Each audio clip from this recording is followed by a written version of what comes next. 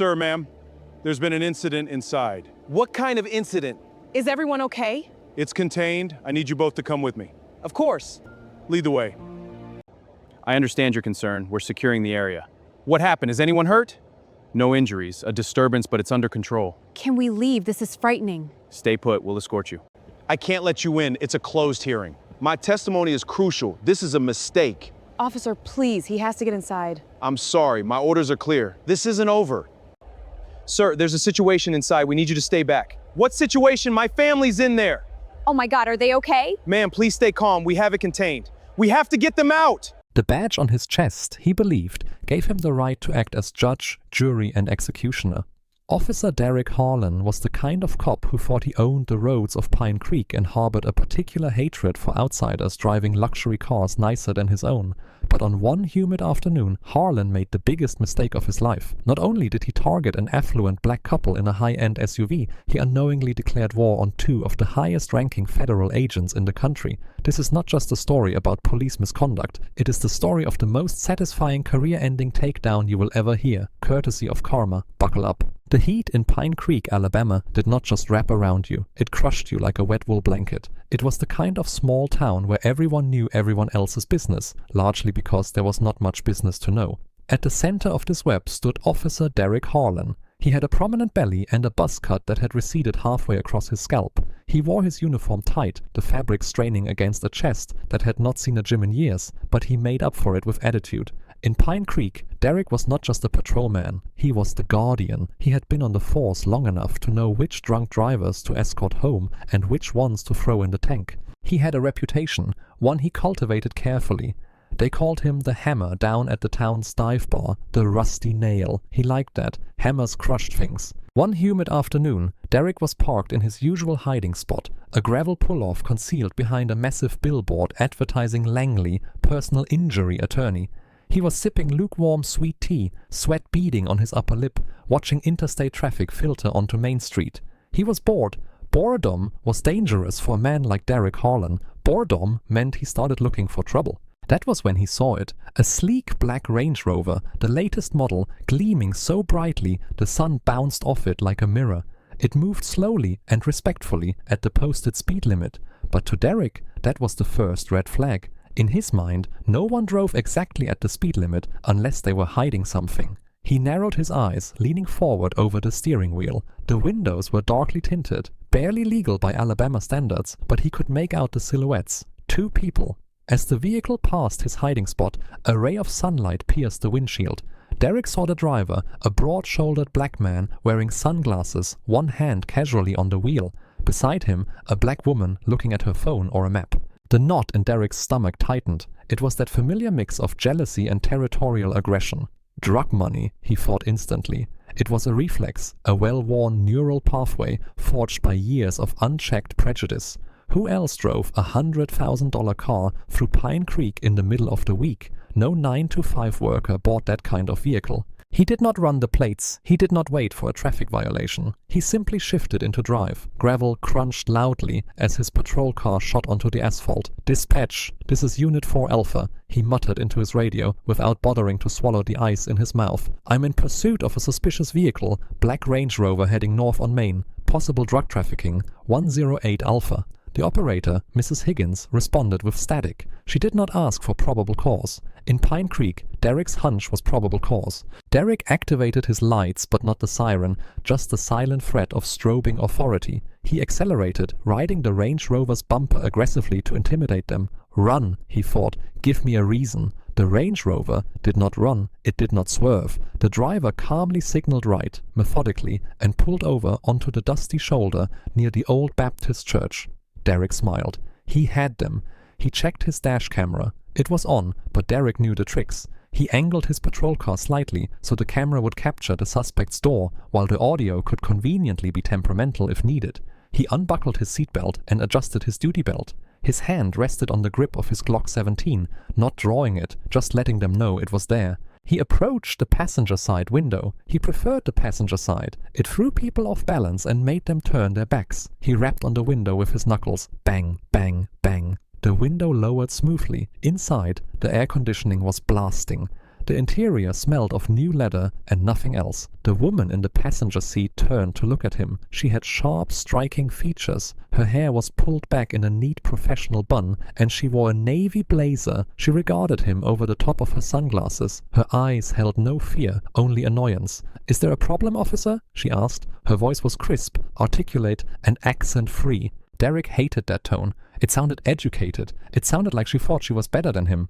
"License and registration," he barked, ignoring her question. He leaned in, letting his sweaty face invade her cool sanctuary. He looked past her at the driver. The driver was a mountain of a man. He wore a fitted grey t-shirt that revealed arms the size of tree trunks. He was calm too, unnervingly calm. "I asked you a question, ma'am," Derek said, dropping his voice an octave. "Do you know why I pulled you over?" "We were going the speed limit," the driver said. His voice was deep, a low rumble. The signal had been on. "The plates are valid." "I pulled you over because you have an obstructed view," Derek lied. It was his go-to excuse, that air freshener hanging from the mirror. There was no air freshener.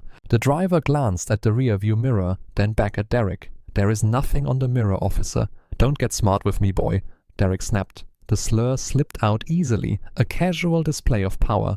"I said license and registration, now." The woman sighed, a sound of pure exhaustion. "Terrence, give it to him. Let's get this over with." The driver, Terrence, slowly reached toward the center console. "Hands!"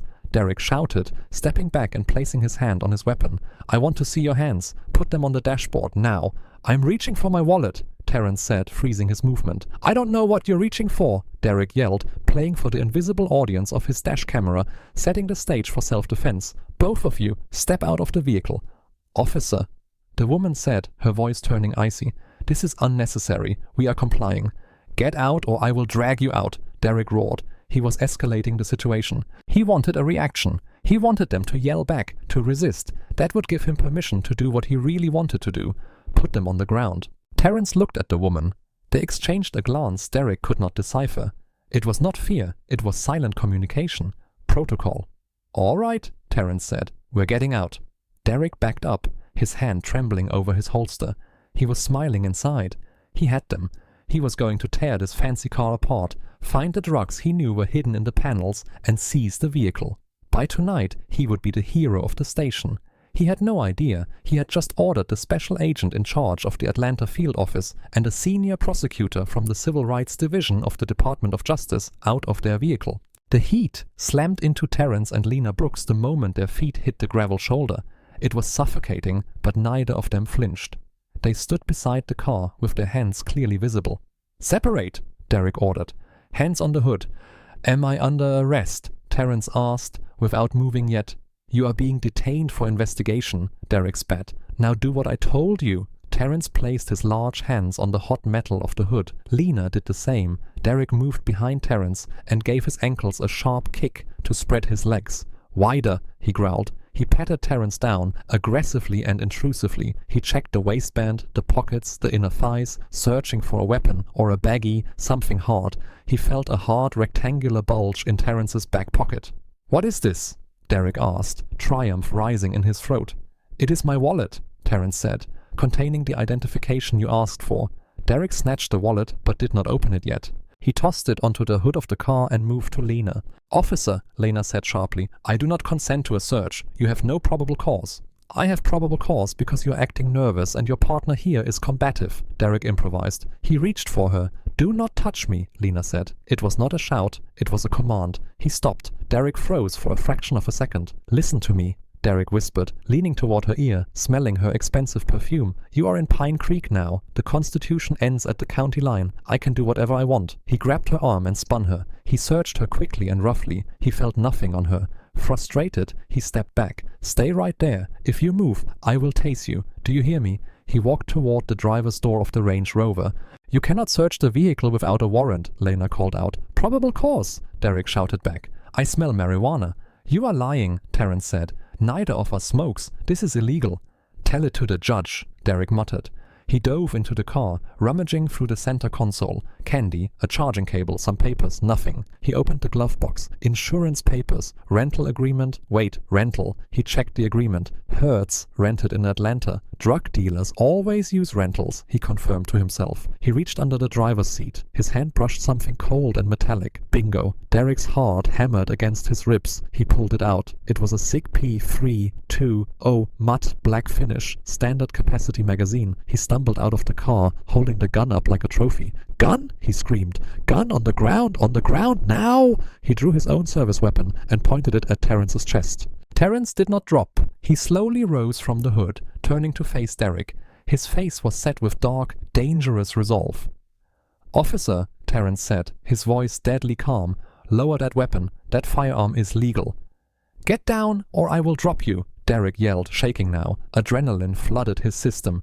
"You are under arrest for illegal possession of a concealed weapon." "It is not illegal," Lena said, her hands still raised, but her eyes tracking Derek's trigger finger. "Check the wallet, officer. Open the wallet you threw on the hood." "I do not care about your fake identifications," Derek shouted. He keyed the radio on his shoulder. "Dispatch 108, I need backup. I have 2 suspects at gunpoint. Firearm recovered. Send everyone." "You are making a mistake that will cost you everything," Terrence said. "Look at the badge next to the weapon." Derek paused. He looked at the gun in his left hand. There was a small leather holder clipped to the belt that had slipped under the seat. He had not pulled the holster, only the gun. "Shut up!" Derek screamed. Sirens wailed in the distance. The cavalry was coming. Derek felt a surge of power. He was going to parade these two through the station. He would be on the evening news. 2 more cruisers screeched to a stop behind him. Dust flew everywhere. Officer Kane and the rookie Sanders appeared. "Cuff him!" Derek shouted. "Resisting arrest! Illegal weapon!" Kane, a younger version of Derek but with less confidence, lunged at Terrence, grabbed his arm and twisted it behind his back. Terrence physically resisted, but his muscles were so dense that Kane struggled to bring his wrists together. "I am a federal agent," Terrence said loudly and clearly, so the new cruiser's cameras would capture it. "My badge is in the wallet on the hood. If you put those cuffs on me, you are kidnapping a federal officer." Kane hesitated and looked at Derek. "Derek, what if he—" "He is lying," Derek yelled. "They all say that. Cuff him." Kane clicked the handcuffs shut. Sanders grabbed Lena. She allowed herself to be cuffed, her eyes never leaving Derek's face. She was memorizing it. Every mole, every bead of sweat, every badge number. "You had better check that wallet," Kane said nervously, just to be sure. "Fine!" Derek holstered his weapon and snatched the wallet from the hood. He opened it. He expected to see a Georgia driver's license, maybe a fake social security card. Instead, a gold shield gleamed in the sunlight. It was heavy, detailed. The eagle spread its wings at the top. Below it, bold blue letters engraved in the gold. Department of Justice, Federal Bureau of Investigation, Special Agent. Derek blinked. He rubbed the badge with his thumb. He looked at the identification card in the adjacent window. Terrence Brooks, Special Agent in Charge. Clearance level, Top Secret/SCI. Derek's stomach dropped to the floor. The world tilted slightly on its axis. The heat seemed to vanish, replaced by a cold that started at the base of his spine. He looked at the second wallet. Lena's purse was in the car. He ran to the vehicle, grabbed her purse and dumped it on the seat. Another badge slid out. United States Department of Justice, Civil Rights Division, Senior Prosecutor. Derek looked up. Terrence was standing by the trunk of the cruiser, handcuffed. He was not looking at the ground. He was looking straight at Derek. And for the first time, Derek realized the look on Terrence's face was not anger, it was pity. "Kane!" Derek rasped. His throat was dry as sand. "Yes?" Kane asked, still holding Terrence's arm. "Take them in," Derek said, his voice trembling. He could not admit he had been wrong. Not now, not in front of the rookie. He had to double down. "They are fakes, very good fakes. Take them in." Kane looked doubtful, but followed orders. He pushed Terrence into the back of the cruiser. When the door slammed shut, separating them, Derek stared at the gold badge in his hand. His fingers shook so badly he nearly dropped it. He had just arrested the FBI, but he still did not know the half of it. He did not know why they were in Pine Creek. The ride to the Pine Creek Police Department was short, but it felt like an eternity in the cramped back seat of the cruiser. The plexiglass divider was scratched and yellowed, a barrier between the dirty reality of the back seat and the air-conditioned authority of the front. Terrence sat hunched. He was simply too large for the space. His knees pressed against the cage, but he did not complain. He breathed rhythmically, a technique he had learned during hostage negotiation training at Quantico. Beside him, Lena looked out the window, watching familiar landmarks of the small town pass by. The rundown gas station, the high school football field. the endless row of churches. Officer Kane, driving, kept glancing in the rearview mirror. He looked terrified. The confidence of the badge evaporated with every mile. Derek says they are fake, Kane muttered, more to himself than anyone. They have to be fake. Who carries a badge like that in a glove box? Someone who does not want to display it unless necessary, Terence said from the back. His voice was deep, resonating through the divider. Officer Kane, I want you to think very carefully about your next actions. You are currently complicit in a federal kidnapping. If you process us, if you fingerprint us, you are cementing your role in this lawsuit. Shut up, Kane shouted, but his voice cracked. No talking back there. They pulled into the sally port of the station. The heavy metal door closed behind them, sealing out the sunlight. Derek Harlan was already there. He had raced ahead, desperate to control the narrative before Terence and Lena arrived. He stood at the booking counter, speaking rapidly with the desk sergeant, a weary man named Sergeant Ellis. Drug dealers, Derek was saying loudly enough for the whole room to hear. High-end stuff, luxury car, concealed weapon, fake federal identifications, professional forgeries. I'm telling you, I need them processed separately. Maximum security protocols. No calls until we verify their identities. Ellis looked up over his reading glasses, chewing on a toothpick. Federals, Derek? You arrested federals? Fake federals, Derek insisted, slamming his hand on the counter. Don't you get it? It is a cover. You think the badge scares me? Not me. I saw right through them. The sally port door opened and Kane entered with Terence and Lena. Terence walked with his head high despite the handcuffs. Lena looked like she was entering a boardroom, not a jail. Empty your pockets, Derek ordered, approaching them. He grabbed Terence's arm to push him toward the counter, but it was like pushing a brick wall. Terence moved only when he decided to. They have our wallets, Lena said coldly. They have our phones. They have our badges, which, by the way, Officer Harlan is legally required to verify immediately by calling the Department of Justice switchboard. Do you want the number, or do you know how to use Google? I do not need your numbers, Derek sneered. He leaned close to her face. I will book you as Jane Doe until you give me your real name. You will sit in a holding cell with the junkies and prostitutes until you break. My name is Lena Brooks, she repeated, enunciating every syllable. I am a senior prosecutor in the Civil Rights Division, and you are currently violating Title 18, Section 242 of the United States Code, deprivation of rights under color of law. Derek laughed. It was a harsh, barking sound. You memorized the code. Cute. Strip searched them both. The room fell silent. Even Kane froze. Excuse me? Sergeant Ellis asked. You heard me, Derek said, his eyes manic. I suspect they are carrying narcotics internally. Standard procedure for suspected drug traffickers. Body cavity search. Both of them. I am not doing that, Derek, the female officer on duty said. Officer Reed stood up from the corner, crossing her arms. I am not cavity searching a woman in a blazer who sounds like a lawyer because you have a hunch. This is insubordination, Derek screamed, his face turning bright red. I am the arresting officer. I give the orders. Actually, a new voice rumbled from the hallway. I give the orders. Chief Roy Stockton entered the booking area. Stockton was old Southern, a man with skin like weathered leather and a belly that hung over his belt buckle. He was not a good man, but he was pragmatic. He did not like noise, and Derek was making a lot of it. What is this circus, Harlan? Stockton asked, looking at the well-dressed, handcuffed couple. Chief, I caught a big one, Derek rushed. Drug dealers, Range Rover, concealed weapon, and look at this. He tossed the badges onto the counter. Fake federal identifications. The chief picked up Terence's badge, felt its weight, ran his thumb over the engraving, and frowned. He had seen fake badges before. They were usually lightweight, cheap metal with glued centers. This badge was solid brass. The enamel was perfect, and it had a chip embedded in the back for secure building access. Stockton looked up at Terence. He looked at the handcuffs. Who are you? He asked quietly. Special Agent in Charge, Terence Brooks, Terence said, FBI Atlanta Field Office. And if you do not remove these handcuffs in the next few seconds, Chief Stockton, I will personally make sure this building becomes a parking lot. Stockton looked at Derek. Did you check the badge number? It is fake, Chief. Why would I check a fake number? Derek insisted, sweat pouring down his face. Check it now, Stockton ordered Ellis. I cannot, Ellis said, typing on his computer. The system is slow. But the chief looked at the woman's identification. Brooks, same last name. Stockton narrowed his eyes. You arrested a husband and wife. Brother and sister, Lena corrected, and partners on the task force. Task force? Derek scoffed. What task force?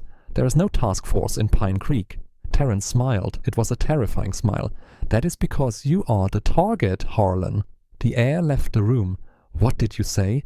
Derek whispered. We were not just passing through, Terrence said, his voice dropping to a grave murmur that vibrated through the room. We have been investigating a money laundering scheme involving the Langley personal injury law firm and bribes to local police. We were on our way to meet our local informant when you stopped us. Derek's face went white. The billboard! He had been sitting under that billboard every day, receiving envelopes of cash from Langley every week to ignore certain drunk driving tickets. He is lying, Derek squealed. He is trying to scare you. Put them in the holding cell, the chief said. Chief Stockton looked at the badges, looked at Derek, a liability he had tolerated for too long, and then looked at the phone on the wall. Uncuff them, Stockton said softly. No, Derek screamed. He drew his taser. No one touches them. They are my prisoners. Derek, lower the taser, Kane yelled, drawing his own weapon. The station was at a standoff, police against police. This is the moment, Terrence said calmly. When you decide how your life ends, Officer Harlan, if you tase me, I sue you. If you shoot me, my team outside turns this place into Swiss cheese, or you lower the weapon and we talk about a plea deal. Derek's hand trembled. He looked at the chief. The chief had turned his back. Derek lowered the taser. Uncuff them, Stockton repeated. Kane hurried to remove the cuffs. Terrence rubbed his wrists. He did not attack Derek. He did not yell. He simply leaned over the counter, picked up his phone from the plastic bin, and powered it on. I need to make a call, Terrence said. Go ahead, Stockton said, wiping his forehead with a handkerchief. The office line is open. I do not need your line, Terrence said. He dialed a number on his cell phone and put it on speaker. The room fell silent. Ring, ring. Director's office, a woman's voice answered. Patricia, this is Terrence Brooks. Code Red, Pine Creek, Alabama. Code Red. The voice on the other end sharpened instantly. Status of Agent Brooks and Prosecutor Brooks. Safe for the moment, but we have been compromised. Local police intercepted us, held us at gunpoint. Illegal search and seizure, unlawful detention. You are safe now. I need a team. Bring everyone. They had been waiting on the perimeter. Stand by, Terrence. The line went dead. Terrence looked at Derek Harlan. Derek was leaning against the filing cabinet, looking like he might vomit. I suggest you start writing your resignation letter, Terrence said, though you will not need it where you are going. It was enough time in a quiet police station. It was enough time to think about every mistake you have ever made. Derek Harlan sat in a chair in the corner of the booking area. No one spoke to him. His colleagues, Kane, Reed, even old Sergeant Ellis, had unconsciously drifted to the other side of the room, distancing themselves from the blast radius. Terrence and Lena sat on a metal bench, composed. Lena had pulled a notepad from her bag and was writing furiously. Every few seconds she looked up, stared at Derek, and took another note. What are you writing? Derek asked. His voice was a croak. Your charging document, Lena said without looking up. I will add the charge for the threatened cavity search. Sexual harassment under color of law adds years to your sentence. You cannot prove that, Derek muttered. It is my word against yours. Actually, Officer Reed interjected, I will testify to it. Derek's head snapped around. Reed, you would rat on a brother? You are not a brother, Derek, Reed said, her voice shaking but firm. You are a bully, and you almost got us all killed today. I am not going to prison for you. Traitors, Derek spat. All of you. Suddenly, the coffee in Sergeant Ellis's cup rippled. A low hum began to vibrate through the floorboards. It started soft, like distant thunder, and grew louder. What is that? Kane moved to the window. Helicopter, Stockton said, looking at the ground. Then came the sirens. Not the wail of a single cruiser, but a cacophony. It sounded like an invasion. Tires screeched outside. Doors slammed. Many doors. Open the door! A voice amplified by a loudspeaker boomed from the sally port. This is the FBI. Open the door immediately, or we will breach. Sergeant Ellis fumbled for the button and pressed it. The heavy metal door rose. The sunlight that flooded in was blinding, but the silhouettes rising in it were terrifying. 6 men in full tactical gear, carrying AR-15S, Advanced Information. Bold yellow letters on their chests read FBI. Behind them walked a woman in an elegant grey suit, flanked by 2 state troopers. It was the assistant director, Margaret Hale. She looked like she ate nails for breakfast. Secure the room! The lead tactical officer shouted. The team burst in. Hands! Let me see your hands! Every officer in the Pine Creek station, Stockton, Kane, Reed, Ellis, raised their hands, even Derek. The tactical team moved with fluid precision. They bypassed the locals and went straight to Terrence and Lena. Ma'am, are you injured? the lead agent asked, lowering his weapon, but keeping his eyes scanning the room. "We are fine, Agent Rostova," Terrence said, standing and brushing dust off his pants. "The situation is contained." Assistant Director Hale entered the room and surveyed the scene with an expression of absolute disgust. She locked eyes with Chief Stockton. "Who is in charge here?" she demanded. I am," Stockton stammered. "Chief Roy Stockton." "Chief Stockton," Hale said, stepping into his personal space. "You are relieved of command effective immediately. The Alabama State Bureau of Investigation is taking over this station. This is now a federal crime scene." "Under what authority?" Stockton tried to muster some authority. "Under the authority that your department has been running a protection racket for the Langley law firm," Terrence interrupted. "We have the wiretaps, Chief. We have the bank records. We know about the bribes. We know about the planted evidence." Terrence turned his gaze to Derek. "And we know about Officer Harlan's enforcement techniques." Hale turned to look at Derek. "Is this him?" she asked. "That is him," Lena said, standing. She pointed a perfectly manicured finger at Derek. "Officer Derek Harlan initiated a detention without probable cause, assaulted a federal officer, filed a false report, attempted an illegal search, and brandished a taser at detained suspect." Hale nodded and gestured to the tactical team. "Cuff him." Two agents grabbed Derek. They were not gentle. They kicked his legs apart and slammed him against the wall, exactly mirroring what he had done to Terrence an hour earlier. "Hey, watch the shoulder!" Derek squealed. "You have the right to remain silent," Agent Rostova recited, tightening the zip ties until they bit into Derek's wrists. "Anything you say can and will be used against you in federal court." "This is a mistake!" Derek screamed as they dragged him toward the door. "I was just doing my job. They looked suspicious. It was a good stop." Terrence approached Derek as he was being dragged out. He leaned in. "You wanted to find drugs in my car, Derek?" Terrence asked softly. "You wanted to be a hero? Well, you are going to be famous. You are going to be the face of police corruption in the state of Alabama." "Fuck you," Derek spat. Terrence wiped a speck of saliva from his cheek. He did not flinch. "Get him out of here," Terrence said, as Derek was shoved into the back seat of a black federal SUV, a much smaller and darker cage than his own patrol car. He saw them. The media. News vans were arriving. CNN, Fox News, local affiliates. The FBI had not just brought guns, they had brought the spotlight. The story of a small-town corrupt cop arresting the FBI was too good to pass up. Back inside, the station was being dismantled. Agents were seizing computers. Files were being boxed up. Chief Stockton sat in a chair with his head in his hands while a state trooper read him his rights. Lena walked to the booking counter and retrieved her badge. She clipped it to her belt. She looked at Terrence. "Are you all right?" she asked. "I am fine," Terrence said. He picked up his own badge. "But we are not finished. Harlan is just the muscle. We need Langley, and we need the judge who signed those blank warrants." "Langley is in his office," Lena said, checking her phone. "Team B is raiding it right now." "Good," Terrence said. He looked at Officer Reed and the rookie Sanders standing terrified in the corner. Terrence approached them. They shrank back. "Relax," Terrence said. "I know who the rotten apples are. You stood by and did nothing. That is not good, but it is not yet criminal." He handed Reed a business card. "If you want to keep your badges, you are going to tell us everything. Every bribe you took, every time the chief looked the other way. You talk, you walk free, you stay silent, you go down with them." Reed took the card, her hands shaking. "I will talk. I will tell you everything." "Smart choice," Terrence said. He turned toward the door. "Come on, Lena. Let's go get our car. I believe Officer Harlan left it unlocked." As they walked out of the station into the humid Alabama afternoon, cameras flashed. Terrence did not smile. This was not a victory lap. It was only the beginning of the cleanup. But for Derek Harlan, staring through the tinted window of the federal transport, his life as he knew it was effectively over. He just did not know how bad it was going to get yet.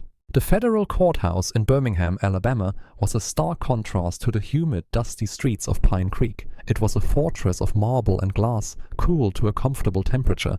But for Derek Harlan, sitting at the defense table in an orange jumpsuit 2 sizes too small, it felt like an oven. Time had passed since the arrest. He had spent that time in a federal detention center, bail denied because he was considered a flight risk and a danger to the community. The irony was lost on no one except perhaps Derek, who still wallowed in a deep pit of victimhood. The courtroom was packed. Every seat in the gallery was filled. In the front row sat Terrence and Lena Brooks, impeccable in tailored suits. They were not just witnesses, they were the architects of Derek's downfall. Behind them sat the national press. The story had gone viral. The dashcam footage, the same footage Derek had hoped would incriminate them, had leaked. YouTube had it. Twitter had it. Millions had watched Derek Harlan sneer, "Don't get smart with me, boy," at a federal agent. The comment section was a graveyard for Derek's reputation. He was the most hated man in America.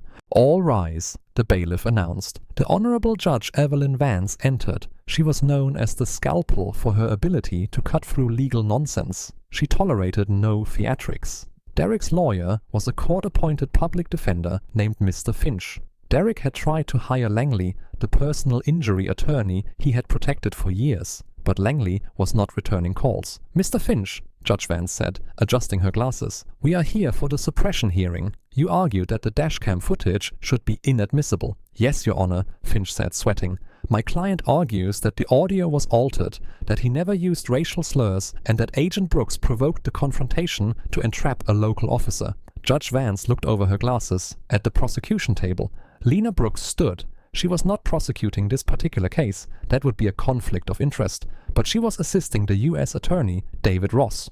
"Your Honor," Ross said, standing, "we have the SD card metadata. We have independent verification from the FBI's digital forensics lab, and we have a surprise witness who can speak to the authenticity of Mr. Harlan's behavior." Derek frowned. "Witness who?"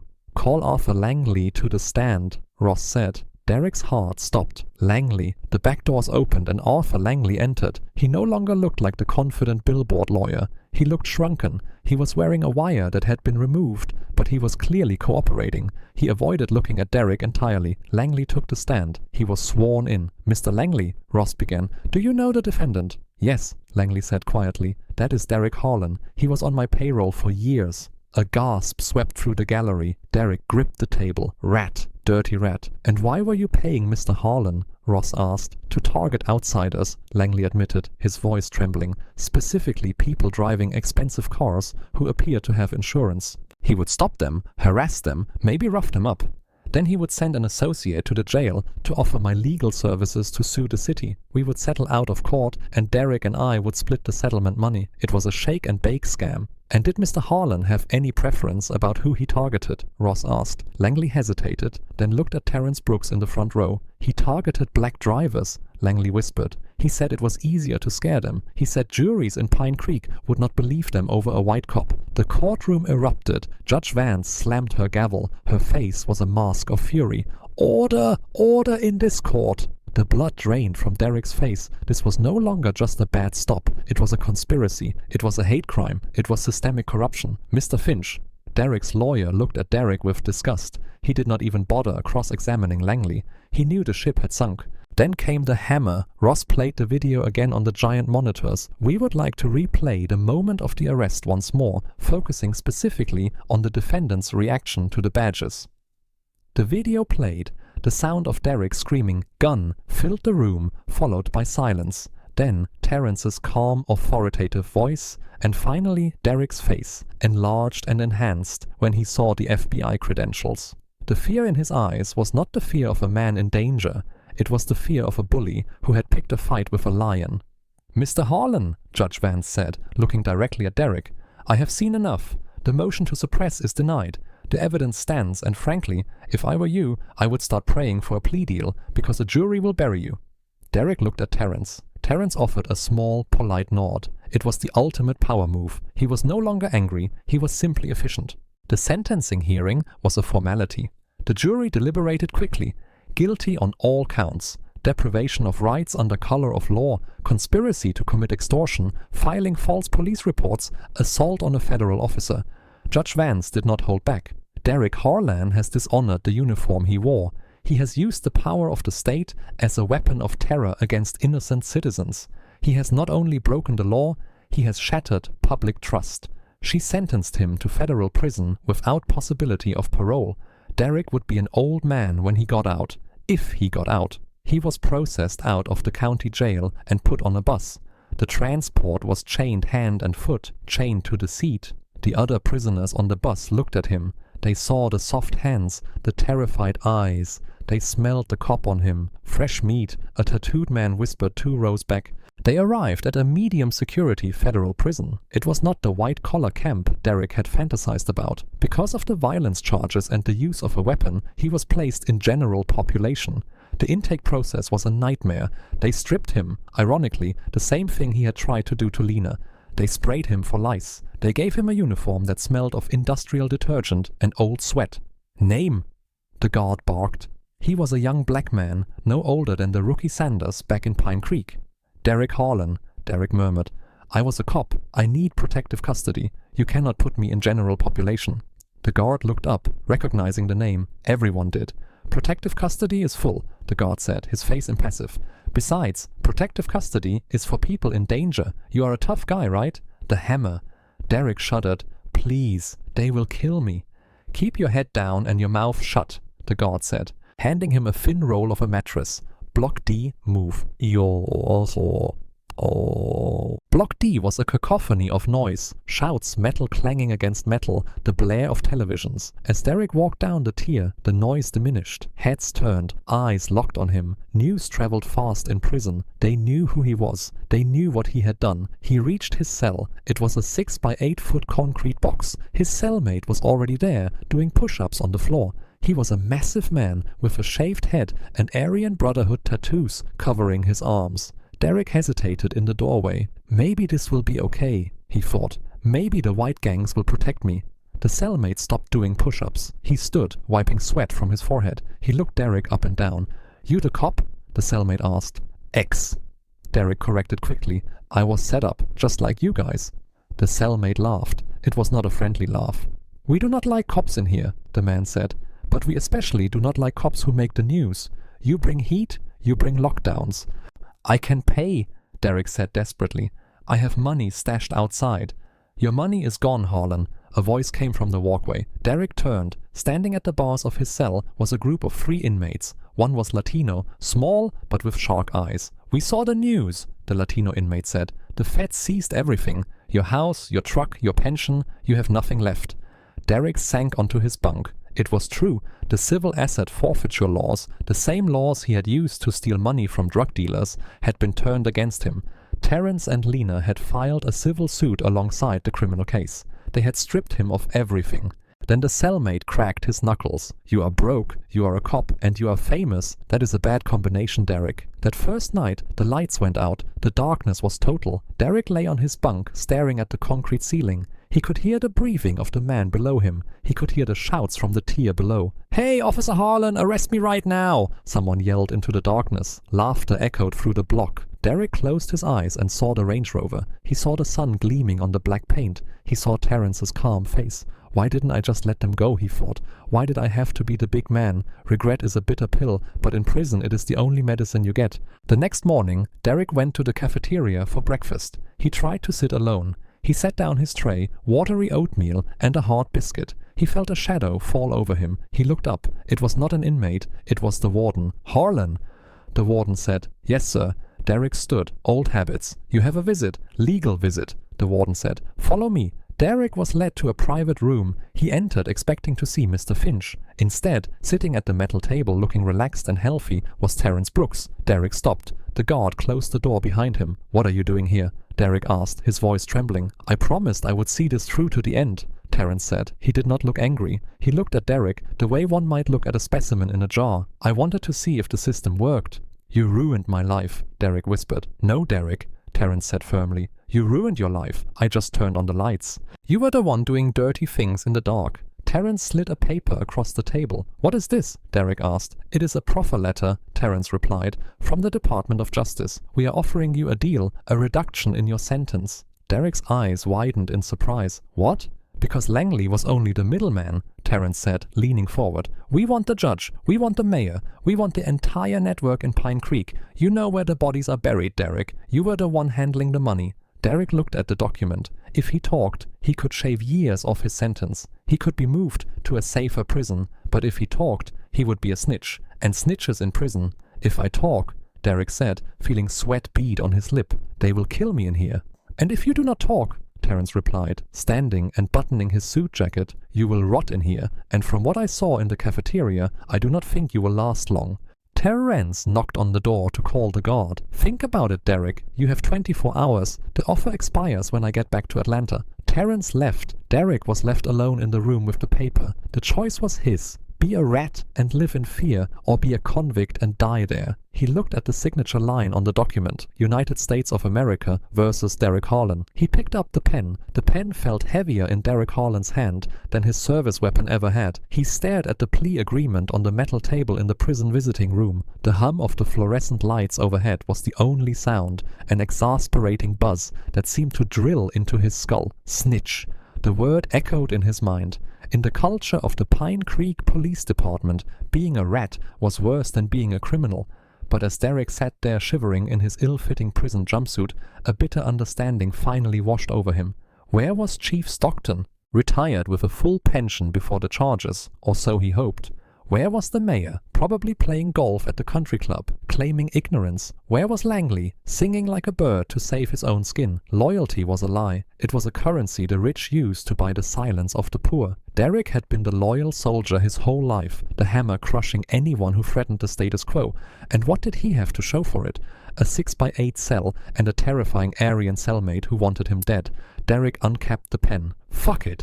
He whispered to the empty room, if I am going down, I am taking the whole damn town with me. He signed his name, Derek A. Harlan. The ink was not even dry when he banged on the door. Bring the Brookses back here. I am done. Days later, the storm Terrence Brooks had promised finally hit Pine Creek. But this was not just rain, it was a hurricane of federal indictments. It began early one morning.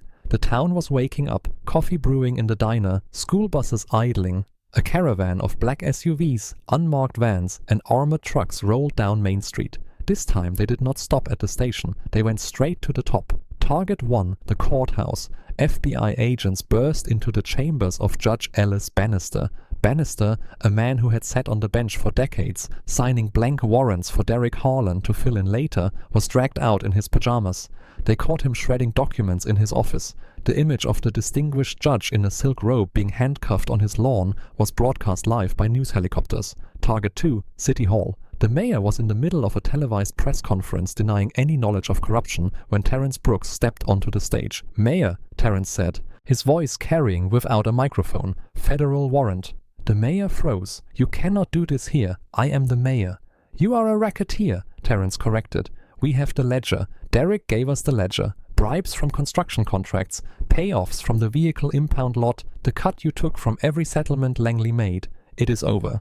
Lena Brooks stepped forward and placed the handcuffs on the mayor. Press cameras flashed like lightning. It was the perfect image. The corrupt establishment falling before the very justice they had tried to pervert. Target 3. The remnants across the city. The dominoes fell. The tow truck owner who charged exorbitant fees and kicked back to the police, arrested. The doctor who falsified sobriety tests, arrested. Officer Kane, who had simply stood by and watched, turned himself in with tears running down his face, hoping for leniency. By midday, the power structure of Pine Creek had been decapitated. The old boys' network was not just broken, it was pulverized. Time passed, and Derek Harlan sat in a sterile recreation room in a federal correctional institution in West Virginia. He had been transferred. Witness protection for inmates was a lonely existence. He was in a unit with other snitches, mobsters who had testified for the government, gang leaders who had betrayed their lieutenants. There was no status here, no hammer. He was just inmate number whatever. He was sweeping the floor, a job that paid pennies an hour. On the wall, a television played the news. Derek stopped sweeping. On the screen was a ceremony in Washington, D.C. The Attorney General stood at a podium. Behind him were Terrence and Lena Brooks, being honored for their extraordinary bravery and dedication to the rule of law. Special Agent Terrence Brooks and Senior Prosecutor Lena Brooks are receiving the Attorney General's Award for Distinguished Service, the Attorney General said. Their work in dismantling systemic corruption in Alabama has become a model for civil rights enforcement across the country. The camera zoomed in on Terrence. He looked strong, stoic. He did not look like a victim. He looked like a victor. Derek leaned on the handle of his broom. He felt a strange emotion. It was no longer anger. It was not even jealousy. It was resignation. He remembered the moment on the roadside. The heat, the arrogance, the feeling of being a god in his own little kingdom. I picked the wrong fight, he thought. I saw a black man in a nice car and I saw a criminal. I should have seen a king. "Hey Harlan, move it!" A guard shouted. "The floor is not going to sweep itself." "Yes, boss," Derek murmured. He looked down at the linoleum and kept sweeping. The piles of dust went back and forth, going nowhere, just like him. Meanwhile, in Atlanta, Terrence and Lena walked out of the Department of Justice building. The ceremony was over. They had the medals in their velvet boxes, but they were not wearing them. They walked to the parking garage. Their car waited. A new one, a dark blue SUV with government-issue armored glass. "Do you think he is watching?" Lena asked, tossing her bag into the back seat. "Derek." Terrence paused with his hand on the door handle. "Yes, I think he is. He has plenty of time to watch television where he is." "Do you feel bad for him?" Lena asked. Terrence looked at her. He thought about the years of terror Derek had inflicted on people who did not have a badge to protect them. He thought about the parents separated from their children, the careers ruined by false charges, the fear in the eyes of the community. "No," Terrence said simply. "He got exactly what he asked for. We just delivered it." He got into the car. The engine purred to life smoothly. "Where are we going now?" Lena asked, buckling her seatbelt. "I hear there is a sheriff in Mississippi who thinks he can seize voting machines." Terrence smiled. He put the car in gear. "Let's go pay him a visit," he said. The SUV pulled out of the dark garage and into the bright, dazzling sunlight of the afternoon. They were hunters now, but they did not hunt for sport. They hunted for justice, and business was good. And this is the story of how Officer Derek Harlan learned the hardest lesson of his life. He thought his badge made him untouchable. He thought his prejudice was patriotism. But he forgot that in the United States of America, no one is above the law, especially those sworn to enforce it. Derek lost his pension, his family, and his freedom. Terrence and Lena Brooks continue to serve at the highest levels of the federal government, reminding corrupt officials everywhere that you never know who is behind the tinted windows of the car you just pulled over. Karma is not just a concept, sometimes it is a federal agent with a warrant. If you enjoyed this story of instant karma and justice served, please smash that like button. Do it for Terrence and Lena. What would you have done in Terrence's shoes? Would you have stayed calm or exploded? Let me know in the comments below. I read every single one of them. And if you want more stories like this where the bad guys get exactly what they deserve, make sure to subscribe and turn on the notification bell so you do not miss any videos. Thanks for watching, stay safe, and remember to check your prejudice before it checks you.